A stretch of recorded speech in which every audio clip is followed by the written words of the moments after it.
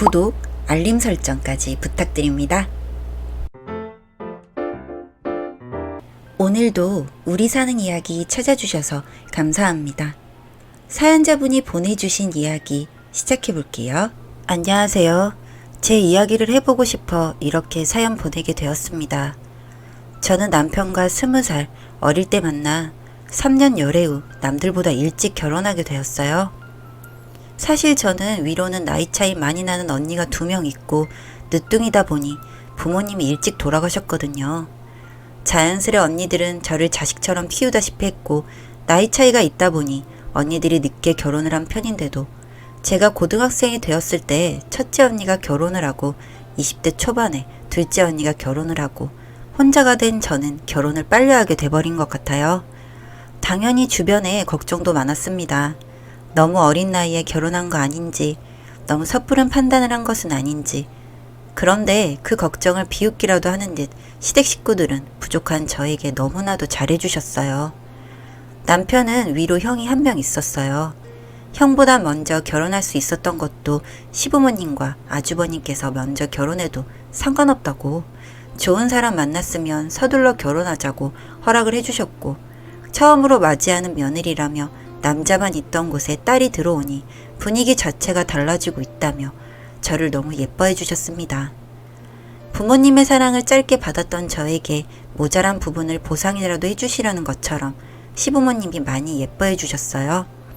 그래서 사실 결혼 준비하면서 아주버님도 계시지만 집에 들어가서 살림을 배우고 분가하겠다고 말씀을 제가 먼저 드렸어요. 둘이서만 따로 잘 살 수 있을지 걱정이 되기는 했었거든요. 그런데 시부모님이 아니라고, 둘이 먼저 시작해보라고, 도움이 필요한 부분을 옆에서 도와주겠다며 둘이 먼저 시작하라며 잘할 수 있다고 응원을 해주시고 저희를 믿어주시더라고요. 그렇게 저희는 따로 독립하게 되었고 살림을 아무것도 모르는 저는 그냥 어린 아이들의 동거생활 같은 결혼생활을 보내게 되었죠. 이런 저를 보시고 시어머니는 나무라시는 것보다 신랑 몰래 현관문 앞에 반찬을 해놓고 저에게 문자 한 통 넣어주고는 했었죠. 그렇게 시부모님은 저를 딸처럼 하나하나 챙겨주며 살림을 챙겨주시기도 하고 알려주셨습니다. 그렇게 살림이 익숙해져 가던 때 임신을 하게 되었어요. 내가 잘할 수 있을까? 라는 걱정을 하며 시부모님께 제일 먼저 이 소식을 알렸죠. 정말 누구보다 기뻐하셨습니다. 아버님은 기쁨의 눈물도 보이실 만큼요. 그런데 제가 입덧이 너무 심해서 뭘 먹지도 못했어요. 그때 또 서러워지더라고요. 임시됐을 때 감정 기복이 심해진다더니 진짜 그렇더군요. 그런데 그런 제 마음을 읽었는지 시어머니가 연락을 하셨어요. 뭐 먹고 싶은 거 없냐고. 근데 먹고 싶은 것도 없이 입덧만 하니 움직이질 못하겠더라고요. 말할 기운도 없는 저에게 집에 가도 되겠냐며 제 허락을 물으시더군요. 저는 그때 누가 제 옆에서 저를 보살펴줬으면 했나 봐요. 그런 저의 아이 같은 마음을 시어머니는 다 받아주셨습니다. 결혼하고 준비 없이 오시지 않으셨던 분인데 저를 생각해서 안 오시다가 집에 와주시는 시어머니가 그냥 어머니처럼 기대고만 싶어졌어요. 그렇게 저는 시어머니의 보살핌으로 막달까지 건강히 지낼 수 있었고 그 고통의 출산 날이 되었습니다. 고통 속에 정신을 잃었고 눈을 떠보니 제 눈에 보이는 시부모님과 남편, 모두들 눈이 빨개져서 저만 바라보고 있었습니다. 제가 눈을 뜨자 모두들 표정이 환해지며 시어머니는 고생했다며 눈물을 훔치시고 아버님은 뒤돌아 흐느끼시고 남편은 저를 안아주었어요. 다행히 아이도 무사히 태어났고 제가 일어나기만을 기다렸다가 다 같이 만났습니다. 출산 후 산후조리원에서 지내다가 집으로 가려는데 시어머니가 며칠만 집에 가 있어도 되겠냐고, 본인이 살림 좀 도와주고 싶다고 부담 갖지 말라고 하시면서요. 원래는 보통 친정엄마가 있으면 해주시는 일들 시어머니는 그냥 당연히 본인 몫이라 생각하고 해주시는 그 모습에 저는 또 너무나 감동했습니다. 그리고 이렇게 아이까지 낳고 나니 저는 더욱더 결심했습니다. 시부모님이 아니고 그냥 우리 부모님이라 생각해야겠다고, 너무나 감사하다고, 우리 부모님, 우리 남편, 우리 아이 꼭 지켜내겠다고 집을 들어오며 다짐했습니다. 그런데 이렇게 행복하고 이쁘던 나날들이 한순간에 흔들리기 시작했습니다. 그 시작은 바로 아주버님의 결혼이었죠. 아주버님은 나이 차이가 좀 있는 분과 결혼을 하기로 하셨더라고요. 형님들 분이 저보다 어린 분이었지만 그만큼 빨리 친해질 수 있겠다는 생각부터 들었어요. 그렇게 이야기로만 전해 듣고 시부모님, 그리고 아주버님과 형수, 그리고 저희 부부와 딸 이렇게 식사 자리를 가지게 되었습니다.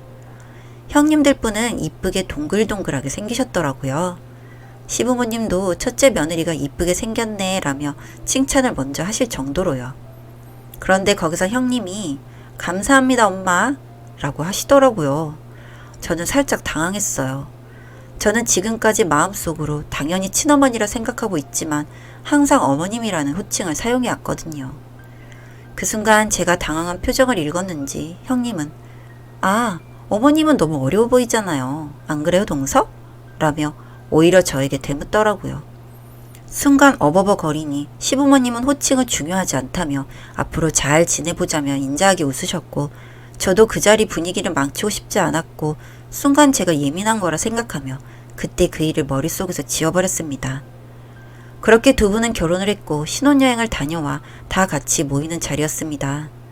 저는 당연히 집에서 모여 음식을 하겠구나 생각했는데 형님이 본인이 대접하고 싶다며 식당을 예약하고 그곳으로 저희를 초대했어요. 엄청 근사한 레스토랑이었고 코스로 나오는 음식이라 한 명당 식대를 생각하면 저는 못 갈 곳이었어요. 그래서 와, 우리 형님 멋진 분이시구나. 우리 시어머니 이런 곳에서 식사 대접도 하고 덕분에 나도 얻어먹네 라며 감사하게 생각하며 먹고 있었어요. 그런데 형님이 여행 갔다 오면서 샀다며 명품백을 하나 드리더라고요. 자격지심인지 뭔지 저는 들어본 적도 없고 먹어본 적도 없는 거 먹는데 형님이 척척 사주니 기도 죽고 자존심도 상하고 그래도 티 안 내고 식사를 꿋꿋이 하고 있었습니다. 한참 이야기 도중 형님은 그러시더라고요. 동선에는 신혼여행 다녀와서 뭐 해주셨어요? 엄마 뭐 받으셨어요? 저희 신혼여행도 겨우 다녀왔는데 그 말 듣고 순간 울컥하더라고요. 그런 제 마음을 아신 건지 시어머님은 우리 둘째는 내가 말 안 해도 알아. 내가 뭐가 필요한지. 그게 다 선물이지 하시니 옆에서 시아버지가 맞아. 나 저번에 여행 딱 앞두고 선글라스 멋진 거 사주는 거 봐. 우리 둘째가 너무 잘 챙겨 하시며 기죽어 있는 저를 챙기시더라고요. 그래서 제가 어색하게 웃어 보였더니 형님이 바로 이제는 저도 이쁘시죠? 하시더라고요. 순간 아, 내가 질투가 날 수도 있겠구나 싶었어요. 그렇게 밥 먹는 자리도 좋게는 아니지만 마무리가 되고 얼마 지나지 않아 시할아버님 제사가 있는 날이었어요. 시어머님께서 저보고도 미리 오지 말라고 음식도 몇 개 안 할 거라고 언지를 주시더라고요. 그래서 저는 또 이게 나중에 분란이 될까봐 형님께 따로 전화를 드렸죠. 제 기억에는 그게 첫 통화였던 것 같아요. 긴장하며 전화를 했는데 다행히도 형님은 상냥하게 전화를 받아주시더라고요. 이번 주에 시할아버지 제사가 있어요. 어머님은 음식도 몇 개 안 하고 간단히 할 거라고 시간만 맞춰 오라고 하시는데 저는 그날 일찍 가서 도와드릴까 해요. 혹시 모르고 계셨다가 뒤늦게 알면 기분 상하실 수도 있을 것 같아서 먼저 연락드렸으니까 오해하지는 말아주세요 형님 이라고 말씀드렸습니다. 그랬더니 형님은 너무 고맙다며 역시 내가 시집을 잘 갔네. 나 부담 안 주시려고 엄마가 전화 안 주셨나 보다 하면서 다행히도 제 의도를 잘 알아주시더라고요. 그래서 서로 그날 일찍 만나는 걸로 하고 전화를 끊었습니다. 그렇게 저는 제사 당일 저는 일찍 시부모님 댁으로 갔고 어머님은 왜 일찍 왔냐며 타박을 주시며 그냥 손녀와 놀라며 일 못하게 하시는 걸로 실랑이를 벌이다가 결국 제가 조금씩 도와드리는 걸로 일단락시키며 제사 준비를 했어요.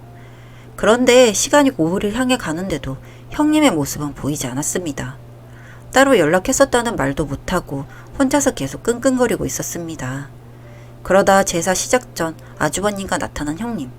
저는 너무 의아했습니다. 하지만 형님의 말을 듣고는 분노로 바뀌기 시작했죠. 형님은 들어오시면서 동서가 저한테 전화해서 제사 날짜를 잘못 알려줬지 뭐예요? 방금 남편이 제사 가야지 해서 제가 아니야 내일이야 동서가 내일이라 그랬어 우기다가 저만 바보 될 뻔했지 뭐예요? 이러시면서 들어오시더라고요. 그래서 저는 제가요?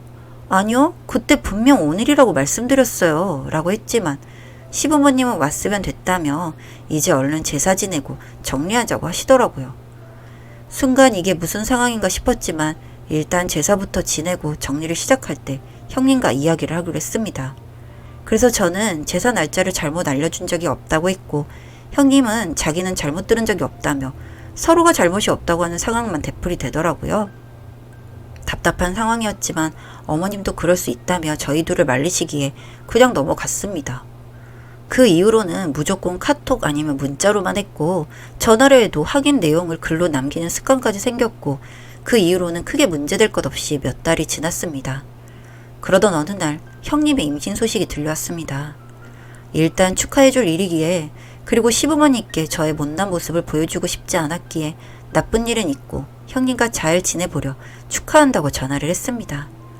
그랬더니 아무 일 없다는 듯이 너무나 밝고 명랑한 목소리로 다 같이 저녁 먹기로 했다며 같이 저녁 식사 자리에 초대를 하더라고요.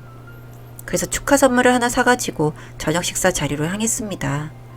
선물을 보고는 뜯어보지도 않고 그냥 바로 의자 옆에 두더라고요. 신경이 쓰였지만 그냥 안 본 척하고 밥을 먹기 시작했습니다. 그렇게 축하한다는 말들과 겉으로는 화기애애한 분위기가 형성이 되었고 좋은 자리로 마무리될 듯 보였습니다. 그런데 대뜸 형님이 아빠, 첫 손주가 딸이어서 서운하셨죠? 저는 꼭 아들 안겨드릴게요. 그러는 겁니다. 저희 딸 아직 어려도 알아듣습니다. 그게 저희 앞에서 할 소리인가요? 시아버지는 본인은 그냥 건강한 손주면 된다며 아들, 딸 상관없다며 저희 딸 보시더니 저렇게 이쁘고 건강하면 되는 거라며 웃어주셨습니다. 순간적으로 화나지만 항상 위로해주는 시부모님 때문에 잘 넘어가고 있었는데 딸을 걸고 넘어지니 이번 말은 그냥 넘어가지지가 않더라고요. 그래서 저도 한마디 했습니다. 형님, 그러다가 딸이면 어쩌시려고 그렇게 말씀하세요? 딸이면 안 키우실 건가요? 라며 저도 쏘아붙였습니다. 그러자 형님은 농담이라며 뭘 그렇게 진지하게 받아들이냐며 저만 이상한 사람을 만들더군요. 그러더니 얼마 안 지나 또 아빠, 그래도 아들을 낳아야 대를 이어가고 제사상도 차려드리는 거죠. 제가 아들 낳을 테니까 손자한테 재산도 물려주시고 제일 이뻐해 주시기예요. 이러는 겁니다. 그래서 제가 무슨 재산이요? 라며 바로 정색을 해버리니 농담이라며 자기가 원래 빈말 잘한다며 웃어 넘겨버리더라고요. 식사 자리도 안 끝났는데 기분도 상하고 저만 이상한 사람 돼버려서 시부모님께 죄송하다 하고 남편과 딸 손 잡고 나와버렸습니다.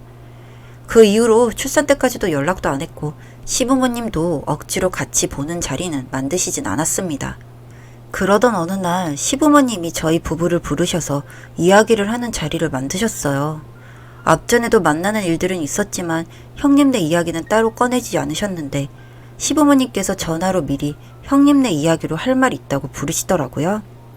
시어머니는 첫째 아기가 셈이 많은 것 같다고 네가 힘들 건 알지만 내가 그 아이 앞에서 네 편을 들면 네가 더 힘들어질 것 같아 앞에서 바로 편들어주지 못했다며 미안하다고 다 내 자식들인데 손가락 깨물어 안 아픈 손가락이 없다며 이야기를 해주시더라고요. 시어머니 마음도 이해가 갔습니다.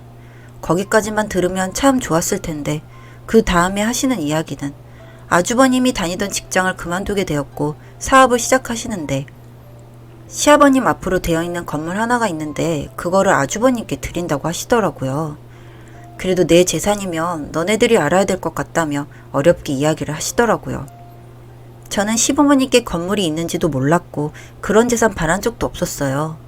저도 부모님께 받은 거 없이 시집왔기에 남편한테 그런 거 바란 적 없었고 생각해 본 적도 없었습니다. 그런데 그거를 너무 당당하게 요구하던 형님의 모습이 생각나면서 뭔가 서운하더라고요. 제가 도움을 요청해도 도와주셨을까 싶은 생각이 들면서요. 저는 사실대로 말씀드렸습니다. 저는 재산은 있는지도 몰랐기에 바란 적은 없지만 이렇게 바란다고 주시는 시부모님들께 왠지 모를 서운한 마음이 있는 거는 사실이라고. 하지만 이게 화나거나 분하거나 그런 건 아니라고. 그냥 뭔지 모를 서운함이라고 그것만 알아주셔도 좋을 것 같다고 말씀드렸어요. 그렇게 이야기 드리고 결국 건물은 형님네 차지가 되었고 정말 우습게도 사업을 쉽게 시작한 만큼 쉽게 망하더군요. 형님은 또다시 시댁에 도움을 요청했지만 더 이상은 해줄 수 있는 게 없다고 성 그어버리신 시댁에는 더 이상 엄마 아빠를 찾던 형님의 모습도 볼 수 없었습니다. 그것에 그치지 않고 시댁에 찾아와 소리를 지르며 끝을 보여줬다고 하더군요. 저는 그때 서운함을 밝힌 이후에도 계속 제 부모님이라 생각하는 마음은 변함이 없었기에 쭉 잘 지내오고 있었고요. 그리고 부모님께 그리하는 건 당연한 거였고요.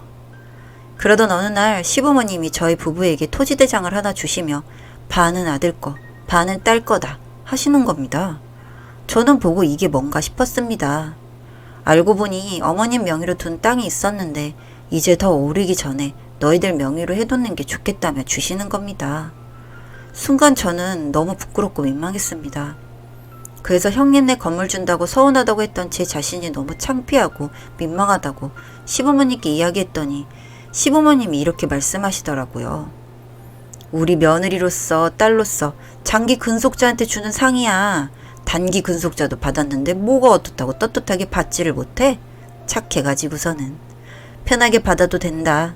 앞으로도 이렇게 착한 딸로 우리 곁에 있어주면 되는 거야. 라고 말씀하시며 절 안아주셨습니다. 그동안 어릴 때부터 받지 못한 부모님의 사랑에 항상 목말라 있던 저에게 따뜻하게 해주신 것만으로도 감사해하며 살아왔었는데 정말 몸둘 바를 모르겠더군요. 전 지금도 여전히 시부모님을 제 부모님이라 생각하며 살고 있고 부모님들도 저를 딸처럼 아껴주고 계십니다. 저 이 정도면 시집 잘 왔죠? 사연은 여기까지였고요. 우리 사는 이야기 시청해주셔서 감사합니다.